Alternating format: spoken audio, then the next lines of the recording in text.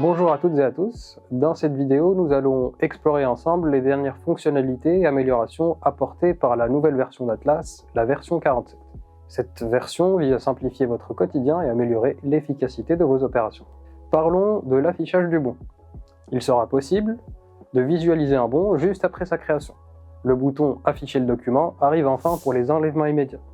Cette fonctionnalité très attendue par certains est disponible uniquement pour les clients en compte, avec un règlement au crédit. Notez bien que c'est valable uniquement pour les enlèvements immédiats, pas pour les enlèvements de commandes par exemple. Cela permet de transmettre plus rapidement le numéro de document au client, ce qui est particulièrement utile pour les grands comptes ou les clients qui travaillent en bon de commande et qui veulent récupérer rapidement le numéro du bon. Parlons des articles à la volée. Lorsqu'on copiait un article à la volée, un des irritants récurrents était qu'il n'était pas possible de modifier son unité. Désormais, il suffira de cliquer sur la fiche de l'article et de cliquer sur le bouton « Modifier cette fiche ». Cela vous permettra de modifier l'unité de l'article à la volée. Cela vous permet de gagner du temps en évitant de recréer un article à la volée en partant de zéro.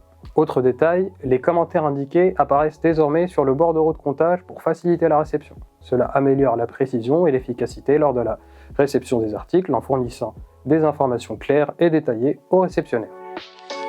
Autre information intéressante à savoir suite à cette version, donc avant la V47, lors de l'annulation d'une commande, un mail était envoyé automatiquement au client. Par exemple, lorsqu'on a annulé la commande pour recréer un générique, quand on s'est trompé d'unité. L'envoi du mail se faisait même si la case envoyée par mail était décochée. Dorénavant, le choix de la prévenance est respecté et la case envoyée par mail est décochée par défaut. Vous avez ainsi un contrôle total sur l'envoi des notifications par mail, évitant les envois automatiques non souhaités, ce qui est, vous en conviendrez, plus pratique. Il est possible de consulter rapidement la jauge en un clic.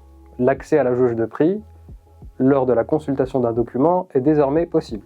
Auparavant, vous ne pouviez le faire qu'en modification de document. Dorénavant, en consultation de document, il suffit de cliquer sur la loupe pour visualiser la popine de forçage et donc la jauge. Nous avons choisi de vous parler de ce ticket car il est d'une grande aide pour les personnes qui s'occupent de la gestion des écarts de factures fournisseurs en quantité, communément appelés les PP3.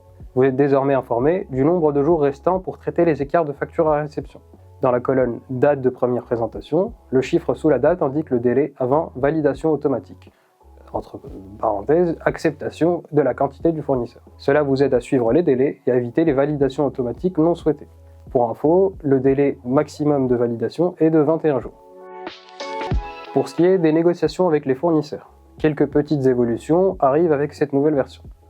En création de négociation, la colonne PRR tarif a été remplacée par le PRS tarif, ce qui vous permettra de mesurer plus simplement et plus facilement la remise et la nouvelle marge.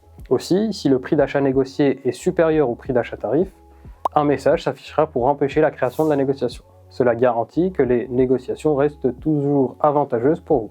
Sur la partie vente, le numéro de négociation applicable est cliquable, offrant un accès rapide aux détails de la négociation. Vous pouvez retrouver dans le i bleu à côté du numéro de négociation les informations sur le créateur et la date de création, ce qui améliore la traçabilité et la transparence des négociations.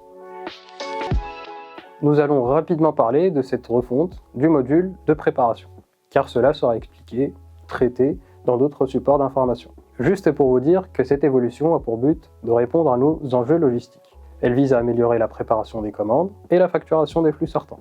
Meilleure préparation informatique, le préparateur de commandes reçoit sur son PDA uniquement les commandes devant être préparées, ce qui permet un gain de temps considérable pour retrouver les commandes de vente.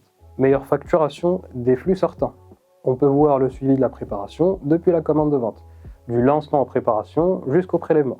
La facturation se base aussi sur les quantités prélevées en préparation. Pour pleinement bénéficier des nouveautés sur votre PDA, il faudra penser à le redémarrer.